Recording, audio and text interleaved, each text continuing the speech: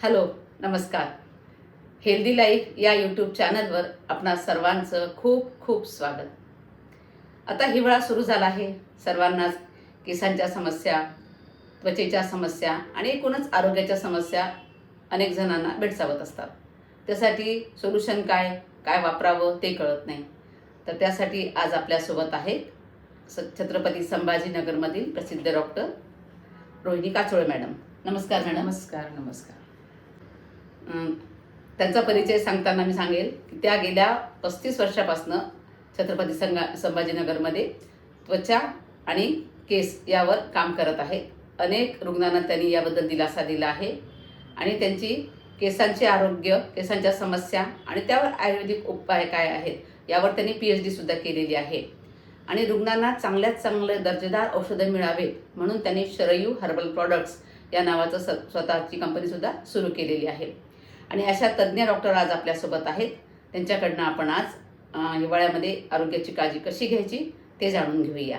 रोहिणी, दर्शकांना सांगायचं आहे की हिवाळ्यामध्ये एकूणच आरोग्याची काळजी कशी घ्यायची, काय समस्या येतात आणि त्यावर काय उपाय केले पाहिजेत जेणेकरून त्यांनी आरोग्य चांगलं राहील. आता ज्यावेळेस हिवाळा सुरुवात होतो तर नुकताच पावसाळा संपलेला असतो आणि त्याच्यानंतर हळूहळू जशा पद्धतीने थंडी वाढायला लागेल तर थंडी जशी जशी वाढत जाईल तसं तसं हळूहळू आपली भूक पण वाढायला लागते.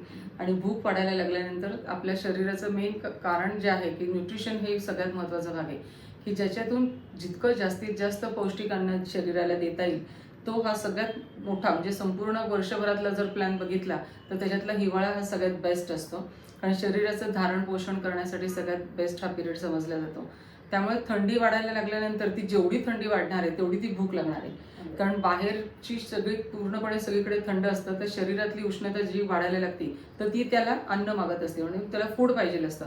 तर जेवढं चांगल्या क्वालिटीचं फूड आपल्याला देता येईल तेवढं त्याला पूर्ण वर्षभरात ते पचणार नाही, तेवढं ह्या दिवसांमध्ये पचायला लागतं. त्यामुळे ह्या दिवसांमध्ये जास्तीत जास्त छान न्यूट्रिशियस म्हणजे कसं की साधारणपणे आपण तरी सगळ्यांना माहितीच आहे की आजकाल लाडू तर आपण कायम खातो. या दिवसांमध्ये सगळ्या प्रकारचे लाडू येतात. त्याच्यानंतर मग त्याच्यामध्ये उडदाचे लाडू असतील, कधी त्याच्यात गहू टाकले जातात किंवा ड्रायफ्रुट्स असतात, डिंक असतात, भरपूर तूप. विशेष म्हणजे स्किनला जो ड्रायनेस येतो तर तो त्याच्यासाठी ह्याच्यातून ह्या लाडूमधून पण आपल्याला मिळतं. त्याच्यानंतर बऱ्याच ठिकाणी गव्हाचं सत्व पण काढलं जातं, ते पण ह्या दिवसांमध्ये खूप छान असतं. कारण इथे भूक वाढली ना म्हणून त्याला हेवी फूड जरी दिलं तरी त्याचे खूप छान इफेक्ट येतात.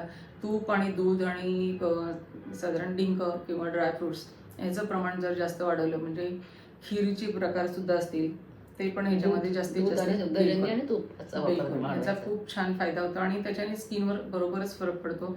त्याच्यामधून सगळे कॅल्शियम मिळणार आहे, प्रोटीन मिळणार आहे आणि बाकीची जी हाडांना मजबूती पाहिजे ती ह्या दिवसांमध्ये जास्त येते. बरोबर.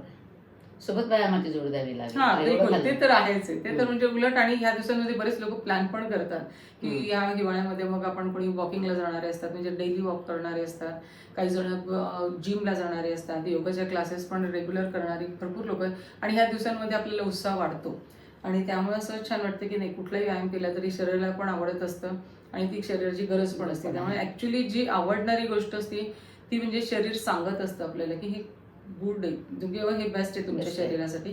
त्यामुळे हे जास्तीत जास्त करायची गरज असते. आता पूर्ण आरोग्याची काळजी झाली, सांगितलं, छान सांगितलं माहिती.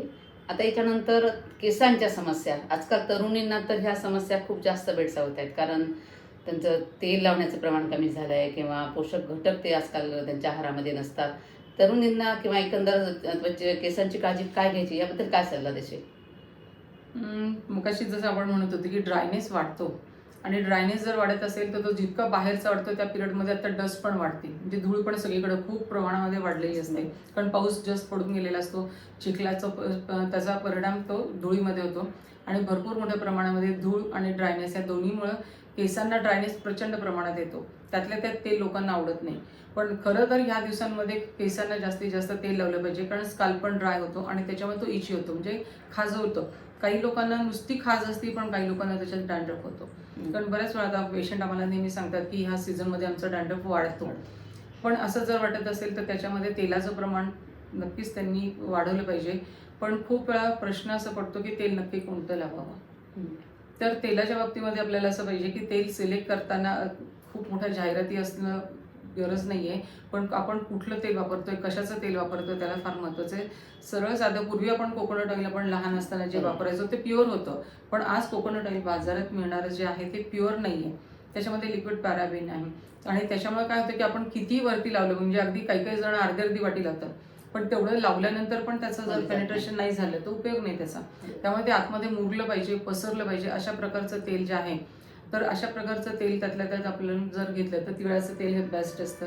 आजकाल जर कोकोनट ऑइल जर घरी कोणी काढणार असेल तर तो काही प्रश्न नाही, किंवा कोल्ड प्रेस म्हणून जे आजकाल प्युअर तेल मिळतं त्या ठिकाणचं पण तेल चालू शकतं. पण त्यातल्या त्यात खोबरेल तेलापेक्षा आजकाल तिळाच्या तेलाचे रिझल्ट छान येत आहेत. केसांसाठी सुद्धा बिलकुल केसांसाठी, आणि त्याच्यामुळे त्याचं पेनिट्रेशन स्प्रेडिंग जास्त असल्यामुळे ते लवकरात लवकर केसांना फायदा पण होतो आणि सगळ्यात महत्त्वाचं म्हणजे त्याला एक प्रोटेक्टेड लेअर पण तयार होतो.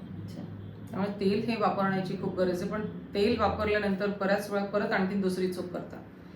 दुसरी चूक म्हणजे तेल काढण्यासाठी म्हणून आपण जे वेगवेगळ्या प्रकारचे हायली कॉन्सन्ट्रेटेड शॅम्पू जे वापरतोय ते अतिशय डेंजरस असतात. कारण शॅम्पू हा प्रकार काय करणार की त्याच्यामध्ये जे काही थोडंफार तेल आहे ते पूर्णपणे काढून टाकतो. कारण आपल्या सगळ्यांच्या डोक्यात तोच कन्सेप्ट असतो की आपण जेवढं तेल लावलेलं आहे तेवढं सगळं ते काढलं पाहिजे.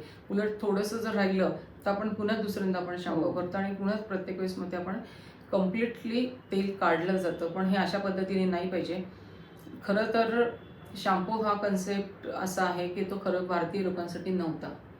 हा सगळा फॉरेनमधून आलेला आहे, म्हणजे पाश्चिमात्य कंट्रीजमधून आलेला आहे. कारण त्यांच्या स्किनमध्ये ऑलरेडी ऑइल असतं, तर फुल बॉडीला पण ऑइल असतं, केसांना पण ऑइल असतं, स्किनवर सगळीकडे तेल जर असेल तर त्यांना हायली कॉन्सन्ट्रेटेड असलेले सोप, शॅम्पूज आणि बॉडी वॉश हा एक दुसरा प्रकार चालू झालेला आहे की शॅम्पूच्या ऐवजी खाली बॉडीला लावायचा तर तो बॉडी वॉश असेल.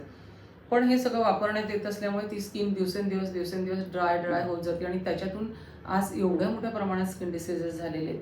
कारण खाण्यामध्ये पण चुकीच्या गोष्टी आहेत, सगळं जंक फूड खाल्लं जात आहे, किंवा त्याच्यात लाईफस्टाईल हा एक खूप मोठा क्रायटेरिया आहे. आणि सगळ्यात महत्त्वाची ही वापरत असणारी उत्पादनं, ह्या सगळ्या गोष्टींमुळे खूप केसांना प्रॉब्लेम येतो. आणि केसांचे स्किनचे जसे ड्रायनेसमुळे ते पापुद्रे तर निघतील, पण त्याच्यावर केसांना स्प्लिट एंड्स येतात तर त्याचे तुकडे पडतात आणि त्याच्यामुळे केसांचं गळणं पण ह्या दिवसांमध्ये वाढतं. तर त्याच्यासाठी आपल्याला एकतर शॅम्पू हा प्रकार नाही वापरला पाहिजे.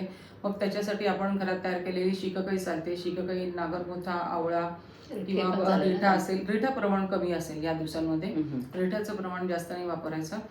पण त्याच्याबरोबर माका असेल, ब्राह्मी असेल, अशा पद्धतीची जर काही घरी तयार केलेली पावडर जर असेल तर त्याने वापरणं कधीही चांगलं असेल. तर ह्याचा फायदा होणं म्हणजे होतोच, म्हणजे ही नॅचरल गोष्ट आहे. आणि जेवढं आपण नॅचरल घेणार हा एक तो प्रकार आहे. इंटरनलमध्ये आपण डाएट हे बेस्ट करणार आहे आणि त्याच्यावर वॉटर इनटेक हा फार महत्त्वाचा आहे. तर ह्या सगळ्या गोष्टींची जर पूर्णपणे जर व्यवस्थित काळजी घेतली तर नक्कीच केसांच्या बाबतीमध्ये फायदा होतो. कम्प्लीट 100% तेल काढलं नाही पाहिजे या दिवसांमध्ये. कॉन्स्टिपेशन सुद्धा एक कारण असेल ना केसांच्या समस्येसाठी? हो, या दिवसांमध्ये कॉन्स्टिपेशन होतं कारण वॉटर इनटेकच कमी झालं. पण सगळ्यात महत्त्वाचं म्हणजे नॅचरल हायड्रेशन हे कुठून मिळतं आपल्याला? फ्रुट्समधून आणि सॅलडमधून. पण फ्रुट्स आजकाल जर प्रत्येक घरामध्ये हा म्हणजे बऱ्याच वेळा असं प्रश्न विचारला की पेशंटला की तुम्ही फ्रुट्स खातात का? हो, आम्ही खातो. पण मग किती खाणार? एखादी फोड किंवा फार तर झालं तर मॅक्झिमम एखादं केळी नाही तर एखादं ॲपल. पण ह्याच्या पलीकडे लोक जात नाहीत. पण खरं नॅचरल हायड्रेशन जर बॉडीला पाहिजे तर वॉटर इनटेक म्हणजे साधारण 3 ते 4 लिटर पाणी. मग ते कुठल्याही स्वरूपात असेल, मग कधी कोणाला ताक आवडत असेल तर ताक असेल, सरबताच्या स्वरूपात असेल, नारळाचं पाणी असेल, तर कुठल्याही प्रकारचे इनटेक जाणार तर ते इंटरनल जाण्यासाठी म्हणजे वॉटर इनटेक हा त्यातल्या बेस्ट आहे. आणि फ्रूट्समध्ये आणि सॅलडमध्ये आपण साधारणपणे पालक घेत असतो, बीट घेतो, गाजर, मुळा किंवा टमॅटो आणि ब्रोकली हे ते आजकाल आपल्या ह्याच्याप्रमाणे किंवा भिजवलेलं जे कडधान्य असतं त्याच्यातून पण मिळतं. पण खूप वेळा ह्या दिवसांमध्ये पण खूप लोक एक थोडासा आणखीन एक चुकीचा प्रकार करतात आणि तो म्हणजे कडधान्य. पण कुठल्या प्रकारची खाणार तर ती मटकी, ती आणखीन जास्त वातुळ होते आणि ती जास्त खाल्ल्यामुळे आणखीन जास्त स्किन आणि केस दोन्हीही ड्राय होतात. आजकाल केस पांढरे होण्याचं प्रमाण वाढलं आहे, त्याच्यासाठी केस लवकर पांढरे होऊ नये म्हणून काय करता येईल? अच्छा, केसांच्या बाबतीमध्ये पांढरेपणा तर किती वाढावा आपण, ह्याच्यामध्ये माझा आता सगळ्यात छोटा पेशंट ज्याला ट्रीटमेंट चालू आहे तो आहे 2 वर्षाचा. बापरे. हां, पण आता एक जस्ट एक 1.5 महिन्यापूर्वी एक पेशंट आला होता, तो फक्त 6 महिन्याचा बेबी होता. बापरे. तर त्या छोट्या बेबीला तर त्याला ट्रीटमेंट इंटरनल तर द्यायची गरज नव्हती, म्हणून मी त्याला बाकीच्या सगळ्या एक्सटर्नल्स ह्या सगळ्या गोष्टी दिल्या, ॲप्लिकेशन आणि ती प्रोसेसिंग पूर्ण थांबवण्याची गरज असते. जनरली कोणत्याही वयामध्ये ज्यावेळेस केस पांढरा होतो किंवा दिसतो, एखादा केस जरी दिसला किंवा 2-4 केस दिसले, लक्षात आले की आपले केस पांढरे होत आहेत, ॲक्च्युली केस आपल्याला सांगत असतात. त्यांचं सांगणं असतं की तुम्ही जे वापरताय ते बंद करा. बरोबर. आणि आपण त्याच्याकडे दुर्लक्ष करतो. मग बघता बघता 10-15 केस होतात आणि ते केस झाले की मग मात्र लोक लगेच त्याला ताबडतोब कुठल्या ना कुठल्या पद्धतीने मग एक तर मेहंदी लावतील किंवा हेअर कलर्स लावतील किंवा डाय जे काही आहे, हे सगळे प्रकार ॲक्च्युली सगळे एकच प्रकार आहेत. आज कुठेही प्युअर मेहंदी मिळत नाही आहे. म्हणजे आम्ही, कारण मी एवढं ठामपणे सांगते, कारण ह्याचे आम्ही अनालिसिस करतो. मार्केटमध्ये कोणतंही प्रॉडक्ट आलं की ते प्रॉडक्ट अगोदर मी आणते आणि ते अनालिसिस करते आणि त्याच्यात मी चेक करत असते की किती प्रमाणात केमिकल्स आहेत. बरोबर. तर ह्याचं प्रमाण साधारणपणे जवळजवळ 92%, 95%, 98% केमिकल्स असतात. मग ह्याच्यात सगळे प्रकार आले. मग शॅम्पू जरी असतील किंवा त्याला ब्लॅक कलरचं जरी मेहंदी, आज आपण सगळीजण बघतो की एवढं फिरतो, टुरिझम पण आज एवढ्या मोठ्या प्रमाणात झालंय, पण ब्लॅक कलरची मेहंदी असलेली झाडं कधी कुठे मिळाली नाही. पण हा छोटा छोटा प्रश्न असतो की अशा पद्धतीने ज्यावेळेस मीडिया काही जर सांगत असेल तर त्याच्यावर आपण विचार केला पाहिजे की खरंच ही काळ्या कलरची मेहंदी असू शकते का? काळा रंग हा जो तयार होतो तोच मुळामध्ये 2 केमिकल्स एकत्र आल्यामुळे तयार होणारा कलर आहे. आणि त्याच्यामुळे काय होतं की ते जेवढं प्रमाण वाढवलं जातं, म्हणजे समजा सुरुवातीला 10-15 केस पांढरे असतील, पण जस्ट कुठल्याही प्रकारची मेहंदी लावायला सुरुवात केली किंवा जस्ट हेअर कलर करायला सुरुवात केली, प्रत्येक ॲप्लिकेशनला 10% बघता बघता ते 100% केस पांढरे येतात. आणि मग मात्र त्याचा फार मोठा म्हणजे अतिशय वाईट प्रकार होऊन जातो. पण माझं जे ॲक्च्युली मेन त्याच्यामध्ये जो स्टडी होता तर तोच महत्त्वाचा भाग होता की पांढरे झालेले केस परत काळे झाले पाहिजे.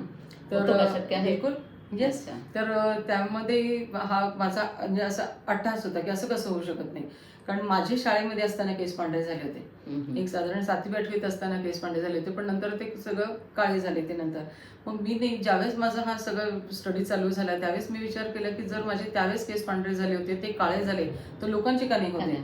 आणि मग मी त्याच्यानंतर ते PhDच्या ह्याच्यामध्ये तो सगळा तो PhDचा एक विषय होता आणि माझा दुसरा विषय होता टक्कलवर केस येणे. ह्या दोन्ही गोष्टींवर माझा तो डिटेल स्टडी झाला. आणि मी ज्यावेळेस ट्रीटमेंट देते तर त्याच्यामध्ये असं असतं की वय कोणतंही असो, म्हणजे साधारणपणे 25 ते 26 पर्यंतच्या मुलांचे किंवा मुलींचे हे केस मी परत काळे करून देते. पण 25 ते 26, पण त्याच्यापेक्षा साधारणपणे जरी नंतर मग काही वेळेस 35-42 मध्ये जर काही लोक आले तर ती प्रोसेस थांबवून देते. ते काळे नाहीत होणार, पण ते एकदम ब्लॅक, पूर्ण ब्लॅक तर कलर होणार नाही, पण ब्लॅकिश व्हाईटिश दिसतात ते. हां. आणि त्याच्यामुळे त्या एजमध्ये पूर्ण ब्लॅक न होता तो जरी कलर इफेक्ट दिसला तरी बऱ्यापैकी होतात. पण ह्या सगळ्या लहान मुलांची जे येतात 25-26 वर्षापर्यंतची मुलं, किती प्रमाण असू दे, मग 90% असू दे नाही तर 100%. कारण खूप वेळा काय होतं की यांना नॅचरलच्या नावाखाली काहीतरी चुकीचं करून येतात. मग कधी कोणीतरी पार्लरमध्ये सांगितलं जातं की नाही तुम्ही मी तुम्हाला काहीतरी आयुर्वेदिक लावून देते आणि त्याच्यामुळे तुमचे केस काळे होतील, असं काहीतरी गोष्टी लावल्या जातात चुकीच्या पद्धतीने. किंवा कुठल्या तरी कार्यक्रमाला जायचंय, मग लग्न नाही, मग घरातलीच लोक काहीतरी लावतात आणि मग ते लावल्याबरोबर त्याचं इतकं मोठ्या प्रमाणामध्ये ते पांढरे केस होतात.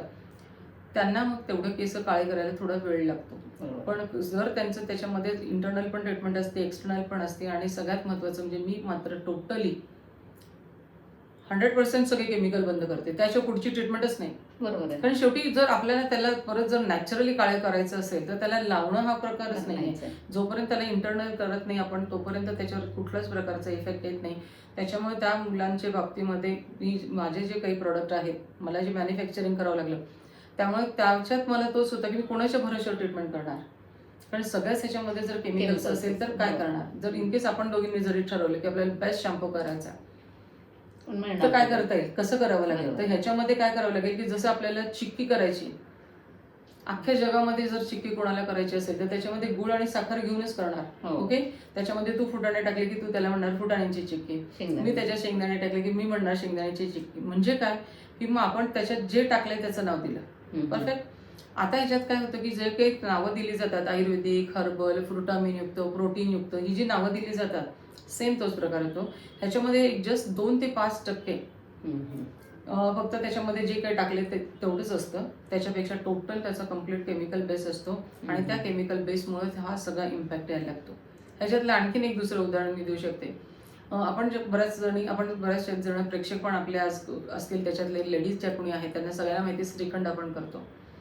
श्रीखंड करत असतो तर श्रीखंडासाठी भांडं एवढं तरी असेल साधारणपणे, आणि ह्याच्यामध्ये आपण विलायची टाकतो. तर विलायची किती टाकतो? एखादा मॅक्झिमम 1 चमचा 2 चमचे. ओके, तेवढी ती कुटलेली विलायची आपण टाकतो आणि मग त्याला नाव देतो विलायची श्रीखंड. हो बरोबर. ओके, केशर टाकले की त्याला नाव देतो केशर श्रीखंड. पण ह्या गोष्टी टाकलेल्या गोष्ट किती आहे ती तेवढीशीच आहे, पण भांडं किती मोठं आहे. ओके, मग श्रीखंड किती मोठं झालं ते, तर त्याच्यामधला अंश किती झाला विलायचीचा आणि केशरचा. सेम ह्या पद्धतीनेच ह्याच्यामध्ये ही जी सगळे आपण जे एवढे काही शॅम्पू सिलेक्ट करतो, कोणताही शॅम्पू सिलेक्ट करताना आपण त्याच्यावर काय वाचतो? प्रोटीनयुक्त. म्हणजे आपल्या डोक्यात काय की त्याच्यामध्ये केसांसाठी प्रोटीन आहे म्हणून आपण ते प्रोटीन घेणार.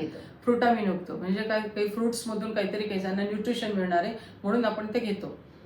कधी असेल आयुर्वेदिक, मग कोणी त्याच्यामध्ये टाकेल ॲलोवेरा टाकेल, कोणी त्याच्यामध्ये काहीतरी कोरफड टाकेल, सॉरी तुळस टाकेल, शिकाकाई टाकतील, रिठा टाकतील. अशा पद्धतीने जे काही टाकलं जातं ते असेल किती, फक्त 5 ते 6 एवढंच टक्के.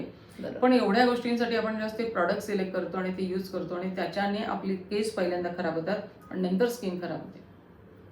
ती डेंजरस आहे, हे पूर्णपणे थांबवावं लागतं. आणि ह्या मुलांची किती जरी समजा 100% जरी केस पांढरे असले तर ते परत काळे येतात. पण अट मात्र एक आहे, त्यांनी परत शॅम्पू नाही लावायचा. त्यांनी जर शॅम्पू लावायला सुरुवात केली तर मग मात्र त्यांना परत प्रॉब्लेम येणार, हे आम्ही सांगतो. मग त्यांना रेग्युलर माझे जे प्रोडक्ट आहेत सुकेशणी तेल आणि सुकेशणी पावडर, हे मात्र लोक अगदी रेग्युलर वापरतात. आज अशी बरीचशी लोक आहेत 30-30, 35-35 वर्षांपासून रेग्युलर वापरणार आहेत आणि त्यांना छान फरक. छान. आणखी एक टीनेजर्ससाठी प्रश्न, टीनेजर्सची समस्या, पिंपल्ससाठी काय सांगशील? पिंपल्स हा बऱ्याच वेळा असं लोकांना एक असं वाटतं की म्हणजे त्याची जी काही लोकांच्या बाबतीतली जी कारणं दिसतात की तेल लावलं की पिंपल्स होतात, असा एक डोक्यातला एक गैरसमज असतो. पण ऍक्च्युली पिंपल्स हे वेगवेगळ्या कारणांनी येतात. एक तर सगळ्यात पहिलं कारण असतं तर पोट. आपलं जे पोट आहे हे बऱ्याच वेळा डिस्टर्ब असतं. मग ते मुलं असतील मुली असतील, त्यांचं पोट डिस्टर्ब व्हायचं म्हणजे बाहेरचे पदार्थ खाणं, प्रॉपर वेळेला प्रॉपर जेवण न करणं, किंवा त्याच्यातही जेवण केलं तरी ते प्रॉपर डाएट नसणं, हे एक दुसरं. तिसरी गोष्ट त्याच्यामध्ये असतं की फायबर फूड नसतंच. म्हणजे सॅलड जे जास्त प्रमाणात खाल्लं पाहिजे, सॅलड नाही, फ्रुट्स नाही, हे बिलकुलच नसतं. आणि त्याच्यामुळे काय होतं, रफेज जात नाही. त्यामुळे ह्या मुलांना कायम कॉन्स्टिपेशन असतं. म्हणजे कॉन्स्टिपेशन हे कायम, ते दुसरं कारण. सकाळी मग लेट नाईट झोपणं आणि लेट उठणे, म्हणजे ह्याच्यातले जर समजा असा जर रेशो काढला, कारण हा सर्वे आम्ही मध्ये केला होता की 100 मुलांचं सिलेक्शन करून जस्ट त्यांना नकळत असे ते हे केलेले होते. कारण इथे आलेला पूर्ण डाटा असतोच पेशंटचा, त्याच्यामध्ये आम्ही त्यांना सगळ्यांना विचारायचो की कॉन्स्टिपेशन आहे का. कितीतरी मुलांना कॉन्स्टिपेशन हा शब्द माहिती नव्हता. किंवा टॉयलेटला जाता का? हो जातो, पण मग कधी दुपारी जातो, कधी संध्याकाळी जातो, कधी 1 दिवसाआड जातो, कधी 2 दिवसाआड जातो. तर हा जो कन्सेप्ट आहे हा सुद्धा मुलांना कळत नाही. हे त्यातलं पिंपलच्या बाबतीतलं महत्वाचं कारण आहे. दुसरं कारण. तिसरं कारण मेन्सेस रेग्युलर न येणं, PCOD असेल किंवा त्यांच्या हे सेम लाईफस्टाईलमुळे, खूप ऍक्च्युली लाईफस्टाईलमुळेच भरपूर प्रॉब्लेम्स येत आहे. आणि त्याच्यामुळे हे परत पिंपल्स येणं हा एक कन्सेप्ट असतो. त्याच्यामध्ये डॅन्ड्रफमुळं हे पिंपल्स येऊ शकतात. त्यातलं पण डॅन्ड्रफ हे 2 प्रकारचे असतात.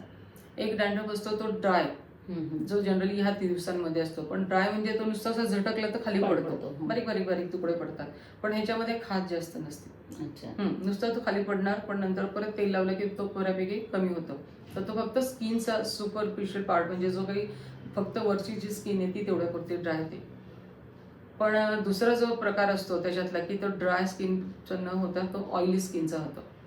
म्हणजे इव्हन ह्या दिवसांमध्ये पण असतो तो इन्फेक्शन, पण त्यातल्या त्यात ओला कुंडा काही जण प्रचलित भाषेत म्हणतात, पण तो साधारण पावसाळ्यात जास्त असतो. तर जर तो ओला कुंडा जर जास्त प्रमाणात असेल तर त्याच्यामध्ये इचिंग मात्र खूप असतं. मग काहीतरी आपल्याला नकळत आपण क्लासमध्ये बसलोय, मग शार्प पेनाने, पेन्सिलने किंवा किल्लीने कशाने तरी खाजवतो, किंवा कंगवा त्याच्यामध्ये बऱ्याच वेळा आपण काढतो, तर त्या कंगव्याला सुद्धा काहीतरी बारीक बारीक पापुदे पण तेलकट असतात. ओके, तर हे एक विशिष्ट प्रकारचं एक फंगस असतं. आणि हे फंगस जेवढं स्काल्पवर असतं तेवढं त्याचं पेनिट्रेशन स्काल्पच्या आतमध्ये जातं. मुलं काय करतात, सगळे अँटी डॅन्ड्रफ शॅम्पू वापरतात. ज्यावेळेस हे अँटी डॅन्ड्रफ शॅम्पू वापरतात तर फक्त वरचा लेअर धुतला जातो, पण ऍक्च्युली डॅन्ड्रफ खाली असतो. तो परत 2-4 दिवसात रिग्रोथ होतो, तोपर्यंत परत आपली दुसरी केस धुण्याची वेळ येते. ओके, आणि मग त्याच्यामुळे हा पुन्हा रिपीट होणारा जो डॅन्ड्रफ आहे त्याच्याने पिंपल्स येतात. हा त्यातला प्रकार असतो. सगळ्यात महत्वाचं म्हणजे आणखी ह्याच्यामध्ये जो हेअर लॉस पण होतो ह्या दिवसांमध्ये, हो, तो थोडी समस्या पिंपल्सच्या ह्याच्यात डॅन्ड्रफ तर असेलच पण त्याच्याबरोबर हेअर लॉस हे दोन्ही सिम्पटम्स सायमल्टेनियसली पण दिसतात. तशी आहेत भरपूर कारण. त्याच्यासाठी उपाय मग डाएट चांगलं असणं आणि तेल लावणं व्यवस्थित आणि लाईफस्टाईल चांगली ठेवणं, बिलकुल तीनच गोष्टी. त्यानंतर आपल्या स्किनची कशी काळजी? हां. मी तर नेहमी म्हणत असते म्हणजे ट्रीटमेंट तर आपण आहोतच अशा लोकांना द्यायला, पण सगळ्यात महत्त्वाचं म्हणजे काय की ह्यांनी डाएट आणि व्यायाम आणि ह्या सगळ्या जर गोष्टी प्रॉपरली केल्या तर आपली गरजच पडणार ट्रीटमेंटच डॉक्टरांची गरजच पडणार नाही, कारण ह्यांचा प्रॉब्लेम तिथल्या तेच सॉल्व्ह होणार आहे. हा, आणखीन एक मला सांगायचं होतं की बऱ्याच वेळा मुलांच्या बाबतीमध्ये मी हा डॅन्ड्रफचा प्रकार बघितला किंवा पिंपल्सचा जो बघितला, त्यातलं आणखीन एक कारण असं होतं, शाळेत जर जाणाऱ्या मुली असतील, सकाळची शाळा असते, म्हणून ह्या आई काय करतात की त्यांना सकाळी आंघोळ घालत नाही. गुरुवारच्या दिवशी जे डोकं धुवायला पाहिजे, आपण लहानपणी धुवायचो, गुरुवार आणि रविवार हे कायम होतं, पण आजकालच्या बऱ्याचशा आई अशा आहेत की त्या संडे टू संडे, आणि मग त्याच्यामुळे ते डोक्यामधून जे येणार थोडंफार तेल असेल, त्याच्यात डस्ट बसणारी असेल, येता जाता खेळतात मुलं इकडे तिकडे, तर ती जे डस्ट आणि ते सगळं कॉम्बिनेशन आहे त्याच्याने तो डॅन्ड्रफ वाढतो. आणि डॅन्ड्रफ वाढला की केस पांढरे होणारच, हे त्यातलं दुसरं कारण असतं. आणि मग ते केस पांढरे झाले की मग पुन्हा सगळ्यांचा सायकल चालू राहते. येस. आता पुढचा प्रश्न असेल तो म्हणजे आपल्या हिवाळ्यामध्ये आपल्या स्किनची काळजी कशी घ्यायची? स्किन बऱ्याच वेळा थोडी जरी थंडी पडायला लागली की आपली स्किन तडकते, खाज द्यायला लागते, एकदम कोरडी पडते, किती काहीतरी आपण वॅसलिन वगैरे लावतो किंवा मॉइश्चरायझर लावतो तरी तेवढ्यापुरतं बरं वाटतं. त्याच्यासाठी काय काळजी घेतली गेली पाहिजे? ह्याच्यामध्ये आता सध्या जो सगळ्यांचा कन्सेप्ट आहे की मॉइश्चरायझर हा ज्यावेळेस आपण अप्लाय केला जातो तो त्याचं खरं तर स्किनवर पेनिट्रेशन होत नाही. स्किनच्या मध्ये पेनिट्रेशनच होत नाही, तो फक्त सुपरफिशियली लावला जातो, तो तेवढा आर्टिफिशियल सॉफ्टनेस असतो, पण त्याचं पेनिट्रेशन आतमध्ये होत नाही. तर अशा पद्धतीने उलट ह्या दिवसांमध्ये आपल्याला असं पद्धती पाहिजे, अंगाला पण एक तर बॉडी मसाज ऑइल अशा पद्धतीचे पाहिजेत की तिळाच्या तेलामध्ये सिद्ध केलेले, किंवा डायरेक्ट रेडीमेड पण आजकाल बॉडी मसाज ऑइल मिळतात की त्याच्यामध्ये उलट आणखी जास्तीत जास्त पेनिट्रेशन वाढवलेलं असतं. आणि फक्त तिळाचं तेल ते चालू शकतं? हो, नुसतं तिळाचं तेल पण चालू शकतं. आणि ते तेल आपल्याला ज्यावेळेस अंगाला लावलं जातं ते एकदा आंघोळ झाल्यानंतर लावलं पाहिजे, नाहीतर रात्री झोपताना लावलं पाहिजे. हा एक एक्सटर्नल मधला भाग आहे. दुसरा भाग असा असतो की ह्याच्यामध्ये साबण कोणतेच वापरायचे नाही. मगाशी जसं आपण शॅम्पूचं बोललो ना, सेम साबणाची पण गोष्ट तशीच आहे की तेवढेच त्याच्यात केमिकल्स आहेत. मग तो दुधाचा असेल, नाहीतर आयुर्वेदिक असेल, नाहीतर कुठले डेटॉल असतील किंवा अँटीसेप्टिक साबण असतील, सगळे प्रकार सेम, त्याचे बेस टोटली तसेच 95 ते 98%. आणि जस्ट जे काही थोडंफार टाकलं जातं ते त्याला ते नाव दिलं जातं. त्यामुळे साबण हा प्रकार आपण ह्या दिवसांमध्ये नाही वापरला पाहिजे. पण त्याच्याऐवजी आपण काय करू शकतो की ह्या दिवसांमध्ये आपल्याला इंटरनल आणि एक्सटर्नल दोन्हीकडे विचार करायचा आहे. तीळ ह्या दिवसामध्ये सीझन मध्ये खूप असतो जस्ट, आणि त्याच्याचमुळे आपली जी भारतीय संस्कृतीमध्ये जे सगळे सण असतात त्या सणामध्ये पण सगळे त्याच गोष्टी केल्या जातात.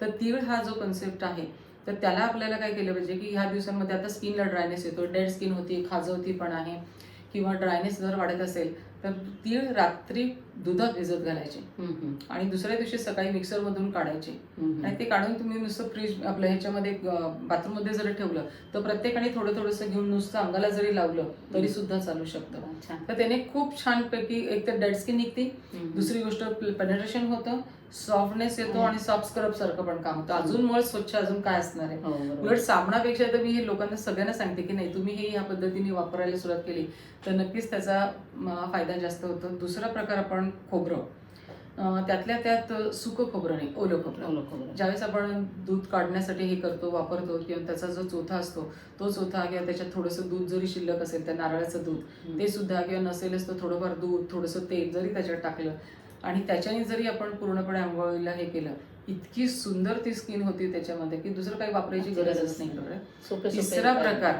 आपलं साधं कच्चं दूध गरम न करता, गरम केलं तर काय होतं की मग फॅट्स आणि सेपरेट होतात. तर त्याच्यापेक्षा कच्चं दूध जर केलं तर त्याच्यात फॅट्स तसंच असणार. तर त्या फॅटचा उपयोग त्याला आपल्याला ज्यावेळेस आपण अंगाला लावतो तर त्याच्यात पाहिजे असेल तर थोडीशी हळदही लावली तरी चालतं. आत्ताच जस्ट आपली दिवाळी होऊन गेली, दिवाळीमध्ये उठणं हा कन्सेप्ट सुद्धा तो त्यावेळेस पासून तसाच होता. पण आपण लहान असताना बिलकुल आपण लहान असताना त्यातल्या त्यात एवढा ड्रायनेस नव्हता, बऱ्यापैकी सगळं चालायचं. आता हे सगळं झाल्यामुळे काय होतं, मी तरी सुद्धा सगळ्यांना ते सांगत असते की दिवाळीचं उठणं सुद्धा हे वापरत जा. बऱ्याच वेळा असं होतं की नवीन जनरेशनला ही माहिती नाहीये माहिती की नाही. कुठनं कसं वापरायचं, का वापरायचं, किंवा तेवढा वेळ द्यायला लोकांना नाही. आजकाल नाही. एक कन्सेप्ट सगळे म्हणजे सगळ्या सणांचेच बदलत चालले आहेत दिवसेंदिवस. अगदी 4 दिवस उठणं मोजून 4 दिवस लावायचं. बिलकुल. किंवा नाही, अगं एकाच दिवसावर आले आता हो. तर. आणि सगळ्यात महत्वाचं, सगळे ट्रिपला बाहेर पडणार. हो. आपल्या ह्याच्यातले डाएट मधलं जे म्हणजे करंजी होती, हे सगळं खोबरं त्याच्यातलं वगैरे. मेन होतं की त्याच्यामध्ये सगळं छानपैकी चारोळी, नंतर खोबरं, वगैरे तर सगळं. त्याच्यानंतर ड्राय फ्रुट्स, हे सगळं आतमध्ये जायचं. आणि त्यावेळेचं तेल पण छान होतं. पण आता ह्या सगळ्या गोष्टी बदलल्यात. पण थोडंसं खाण्याच्या बाबतीमध्ये जरा व्यवस्थित लक्ष दिलं ना, तर खरं ह्याच सीझन मध्ये ना फळं भरपूर असतात. सॅलडही भरपूर करता येऊ शकतं. आणि सूपचे प्रकार तर किती करू शकतात. हो. तर ह्या सगळ्या गोष्टी आपण वाढवल्या पाहिजेत. आणि स्निग्धता जर पाहिजे ना, तर आपल्या ह्याच्यातून उडदातून मिळते. हो. त्यामुळे खानदेशमधले जी कोणी प्रेक्षक असतील त्यांना माहिती, ह्या दिवसामध्ये कळण्याची भाकरी खूप चांगली चालते. हो. हो. आणि आपण पण बाजरीच्या भाकरीवर तीळ लावतो. हे त्याचं मेन कन्सेप्ट असतोय की कुठल्या ना कुठल्या स्वरूपामध्ये शरीरामध्ये आपल्याला ऑइलीनेस आला पाहिजे, त्याच्यावर तूप असतं. त्या गोष्टी केल्या पाहिजेत परत लोकांनी. आणि मी जुन्याकडे वळलं पाहिजे. बिलकुल, मी तर नेहमी म्हणत असते की म्हणजे समाज कुठे जाऊ द्या, काळ कुठे जाऊ द्या, आई ही तशीच असली पाहिजे. हो. आईच्या हातात संपूर्ण कुटुंब आहे. त्यामुळे तिला म्हणजे उगाचच ते म्हणजे महागडी औषधं घेणं, क्रीम्स घेणं, लोशन घेणं. ह्याच्यातली एक जोक सांगते तुला बरणा, की या मुलांच्या डोक्यात नाही इतकं बसलेलं मॉइश्चरायझर, इतकं पचपचित तेलकट असणारी स्किन पण असते हा. पण तरी सुद्धा ही लोक ते लावणार मॉइश्चरायझर. म्हणजे मॉइश्चरायझर कोणाला लावावं, सनस्क्रीन कधी वापरावं, तर हा एक प्रकार म्हणजे लोकांना नॉलेज नसतो. आणि सोशल मीडियात ते काही बाकी सांगत नाही. आणि ते चुकीच्या पद्धतीने वापरून पिंपल्सचं प्रमाण एवढं वाढतं, ह्या ज्यांची ऑइली स्किन आहे त्यांच्या बाबतीत प्रचंड होऊन जातात. तू आता सनस्क्रीन बद्दल बोलली. सनस्क्रीन बद्दल सांग, कसं वापरायला पाहिजे आणि कोणत्या कसं त्याचं कसं वापरायला पाहिजे. बिलकुल. सनस्क्रीन हा जो प्रकार आहे, तर ह्याच्यामध्ये सनस्क्रीन आपण जिथं जन्मलो, एक मी साधी म्हणजे डेफिनेशन सांगते, ज्या एरियात जन्मलो तिथं ते सनस्क्रीन लावायची गरजच नाही. आपल्याला सवय झाली. बिलकुल, कारण आपण युज टू, कारण आपला जन्मच ह्या जमिनीतला आहे, बरोबर. तर त्याला आपल्याला गरज नाही. समजा इनकेस आपण महाराष्ट्रातलं, अख्ख्या महाराष्ट्रात, म्हणजे असं नाही की आपण मराठवाड्यात आहे मग पुण्याला गेलो तर सनस्क्रीन लावायचंय, नागपूरला गेलो तर गरज लावायचंय, नाही. बिलकुल नाही. अख्ख्या महाराष्ट्रात तुम्ही कुठेही फिरा, तुम्हाला खरं तर सनस्क्रीनची गरज नाही. अगदीच फार क्वचित लोक की ज्यांना सनची सेन्सिटिव्हिटी असते, पण तरी सुद्धा मी आजकाल तेही सांगते की त्याची कारणं पण वेगवेगळी असतात. तर ज्यांना अगदी तशा पद्धतीने जर काही वाटत असेल तर ती गोष्ट वेगळी, पण मोस्टली नाही, गरज पडत नाही. त्यांनी त्यांची स्किन हेल्दी केली पाहिजे. मग ते बाकीच्या आपण ज्या गोष्टी केल्या त्याच्या थ्रू केली पाहिजे ती. पण सनस्क्रीन आपण कुठे वापरायचं, अगदी वापरायचं, पण कुठे वापरणार. जर आपण समुद्रात खेळायला गेलो, महाराष्ट्रातच येते, पण आपण कोकणात गेलो, गोव्याला गेलो, तर तिथे आपल्याला ते सनस्क्रीन त्यावेळेस वापरलं पाहिजे. मग ते वॉटर सोल्युबल असेल तरी ठीक आहे. आणि जर आपण पाण्यात नाही जाणार पण समुद्राच्या जवळ जातोय, कारण त्याच्या त्या हे जे असतात मॉइश्चर जे असतं हवेमधलं त्या ठिकाणचं, तर त्याच्याने सुद्धा टॅनिंग होतं. तर ते आवश्यक आहे. तिथे मात्र त्या ठिकाणी ते लावलं पाहिजे. दुसरी गोष्ट, डायरेक्ट आपण ज्यावेळेस हिमाचलमध्ये जातो, मनालीकडे जातो किंवा इव्हन काश्मीरकडे जातो, असा जो एरिया आहे जो आपल्याला यूज टू नाही आहे, अशा ठिकाणी मात्र आपण सनस्क्रीन कंपल्सरी लावलं पाहिजे. सनस्क्रीन लावताना पण खूप लोकांना माहिती नसतं की कसं लावायचं. सनस्क्रीन आता आपल्याला बाहेर पडायचं, आपण रूम मधून हॉटेलमधून बाहेर पडणार आहे, तर जाण्याच्या अगोदर एक 10-15 मिनिटं अगोदर लावलं पाहिजे. अगदीच निघताना नाही लावायचं. ते अगोदर थोडंसं त्याच्या आतमध्ये ते सेट झालं पाहिजे. आणि सेट झाल्यानंतर आपण बाहेर गेलं पाहिजे. परत 1-1.5 तास 2 तास आपण फिरलोय, मग त्याच्यानंतर आपल्याला जर तिथे अवेलेबिलिटी असेल तर आपण ते वॉश करायचं, परत दुसरं सनस्क्रीन लावायचं, परत 5-10 मिनिटं थांबायचं, परत आणखीन जायचं. अशा पद्धतीने जर दिवसभरामध्ये 3दा तरी मिनिमम लावलं किंवा 4दा लावलं तर अतिउत्तम. तर कधीच ते टॅन होत नाही. ह्या छोट्या गोष्टी असतात, पण ही माहिती नाही, हे कोणी सांगत नाही. पण अनुभवच मग लोक वर्षानुवर्ष ते सनस्क्रीन लावून इतकी स्किन खराब करतात. मी त्या मुलींना नेहमी म्हणत असते, अगं पण ह्या वयात आपण नाही छान दिसणार तर कधी छान दिसणार, हे आपल्याला कळलं पाहिजे. आणि हे जर आता कोणी ज्या छोट्या मुली पण बघत असतील किंवा ज्या आई बघत असतील, मी नेहमी त्या मुलींना म्हणत असते की तुम्ही तुमच्या पहिल्यांदा आईकडे बघा. मुलीपेक्षा आईचं सौंदर्य आज अजूनही छान आहे. मग जर आई छान आहे, ती जर बाकी कुठल्याच गोष्टी करत नाही तर ती का? तिच्यामध्ये तुम्ही उत्तर शोधा की ती काय करते. जेवण तर एकच आहे, बरं ती कशा पद्धतीने जेवती, किती वाजता उठती, काय खाती, किती पाणी पित असेल, काय करत असेल, ह्या सगळ्या छोट्या छोट्या गोष्टी आपल्या आईकडे जर बघितल्या तर ह्या नक्कीच त्याच्यातून. बिलकुल. आणि ह्या गुगल्स क्रीम्स आणि लोशन्स एवढी महागडी घेतात की म्हणजे आज मी खरंच खूप वाईट वाटतं ग. काही काही जणांना हॉस्टेलला राहणारी गरीब मुलं असतात, ती मुलं पण अशा सोशल मीडियाकडे बघून बघून कुठलं बघून तरी त्यांना हे आणि करावं असं वाटतं. मला ते ह्या आजच्या कार्यक्रमात थ्रू सगळ्यांना सांगायचं की म्हणजे क्रीम्स, लोशन्स, साबण, शॅम्पू, इवन ऑइल्स पण जर अशा पद्धतीचे की ज्याच्यावर तुम्हाला सोशल मीडिया हा लोकांना, कंपनीला त्या पैसे मिळवण्यासाठी म्हणून आहे. जर ते त्यांची ॲडव्हर्टाईज तुम्हाला ते 10 सेकंदामध्ये ते जिंकतायत, आपण हारतोय. मग जर आपण हारणार असेल तर किती दिवस हारायचं आणि कशासाठी हारायचं आणि का म्हणून हारायचं? कारण आपण जर आपल्याला जे नॅचरल गिफ्ट दिलेलं आहे, जे देवाने दिलेलं आहे, थोडासा एक विचार करा. प्रत्येक स्त्री, प्रत्येक मुलगी, प्रत्येक माणूस, प्रत्येक मुलगा सेपरेट का दिसतो? प्रत्येक जण वेगळा का दिसतो? एकाच आई वडिलांची मुलं असतील तरी सुद्धा ती दोन सगळे वेगवेगळे दिसतात. जर ते त्यांना कुठल्याही प्रकारच्या ह्याच्याने काही तयार केलेलं नाही आपण की नाही नाक, डोळे, ह्याला काही नाही, हे नेचरने दिलेलं आहे. मग हे प्रत्येकाचं गॉड गिफ्टेड असतं. जो रंग आहे तो आहे, पण त्याला आणखीन खुलवण्यासाठी आपण काय करू शकतो? आता जर समजा काळा रंग असेल तर तो सावळ्यापर्यंत येईल, ओके, पण त्याला पण सगळं डाएट आणि हे ते सगळ्या गोष्टींची काळजी घेतली तरच असं आहे.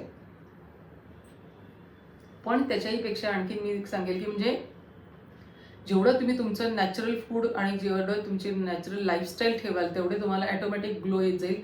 एकदम काळा माणूस कम्प्लीट गोरं कधीच होऊ शकत नाही. 7 हप्ते मी गोरी गोरी पाना. आज आपण लहानाचे मोठे झालो तरी पण मला हा कधी म्हणजे माझ्या नेहमी म्हणजे पडलेला प्रश्न असतो की आपण तरी किती दिवस ह्या गोष्टी ॲडव्हर्टाईज मध्ये सहन करणार आणि किती आजमावणार. आपण गेलो नाही ह्या सगळ्या गोष्टीतून, मग आपण विचार केला पाहिजे की खरं किती सत्य होतं. नाहीये. तर क्रीम्स, लोशन्स थोडाफार सपोर्ट करू शकतील आणि त्याच्यामध्ये पण सगळ्यात महत्त्वाची कारणं शोधा. तुम्ही अगदी डॉक्टरांकडे जा, त्यांच्याकडून ते डायग्नोसिस करून घ्या की नक्की मला कारण काय. हायपर पिगमेंटेशन, ते हायपर पिगमेंटेशन काय येतो, ज्याला आपण वांग म्हणतो. वांग पण खूप मोठा एक प्रश्न असतो की वर्षानुवर्ष लोकांना वांग पण असतो. मग तो पण का आहे, त्याची कारणं शोधा आणि मग ट्रीटमेंट घ्या. उगाच काहीतरी कुठली तरी ॲडव्हर्टाईज बघून सगळ्यांना सूट होईल अशी कुठलीच गोष्ट होऊ शकत नाही. कुठल्याही प्रकारचं प्रोटीन डाएट पण होऊ शकत नाही. कुठल्याच प्रकारच्या ह्या गोष्टी होऊ शकत नाहीत. निसर्गाच्या पुढे कोणीही नाही. त्यामुळे निसर्गाला तुम्ही जेवढी साथ देणार आहे तेवढा निसर्ग तुम्हाला साथ देणार आहे. त्यामुळे ह्या गोष्टी छोट्या छोट्या असतात, पण तुम्ही काय खाताय, कसं खाताय, कधी खाताय, ह्याला मात्र प्रत्येक गोष्टीला महत्त्व आहे. त्यामुळे झोप आणि व्यायाम आणि आहार ह्या सगळ्या गोष्टी सांभाळल्या त्याच्यात.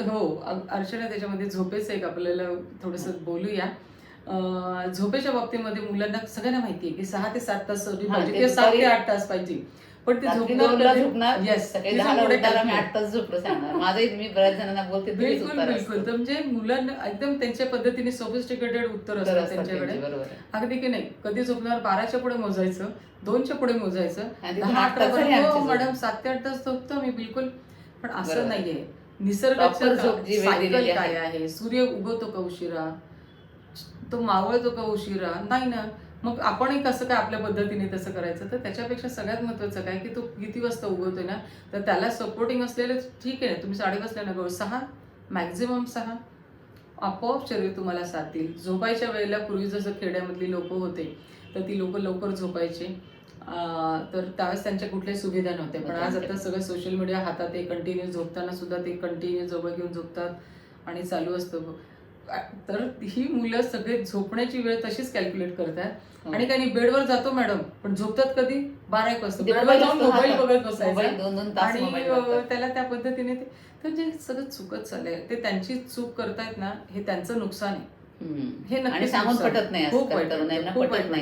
आणि काय तुम्ही दिला, त्यांचं शरीराचं तर नुकसानच आहे, पण सगळ्यात महत्वाचं की आज आई वडिलांचे जे कष्टाचे पैसे आहेत ना, ते त्यांच्यापासून पुढे होणारी जी पिढी आहे, संतती ती कशी होणार, कारण ते पुरुष बीज स्त्री बीज कसं होणार, हा एक आणखी मोठा प्रश्न नाही. आता तर हे म्हणजे हा पुढचा तर विचार करतच नाहीत ती मुलं.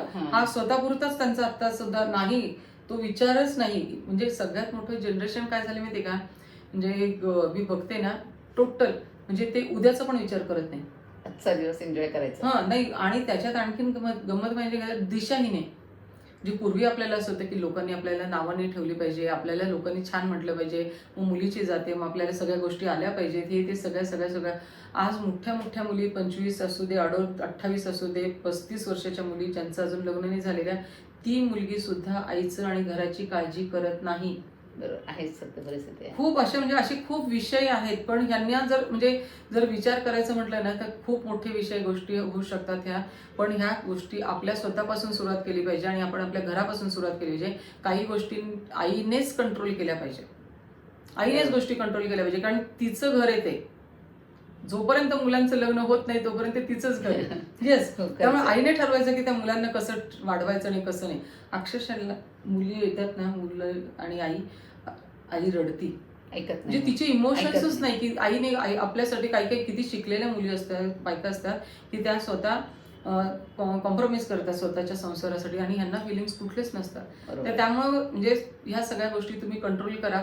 जेवढं जास्तीत जास्त शक्य आहे तेवढ्या सगळ्या गोष्टींची काळजी घ्या.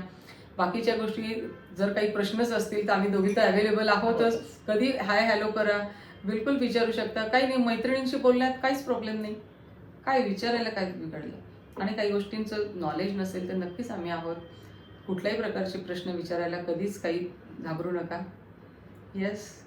धन्यवाद रोहिणी. तू Thank खूप you. म्हणजे आजच्या तरुणाईला खूप छान मार्गदर्शन केलं. एकंदरीतच आपला आहार कसा असावा, हिवाळ्यामध्ये स्किन, केसांची समस्या काय असतील, त्यावर काय उपाययोजना केल्या पाहिजेत.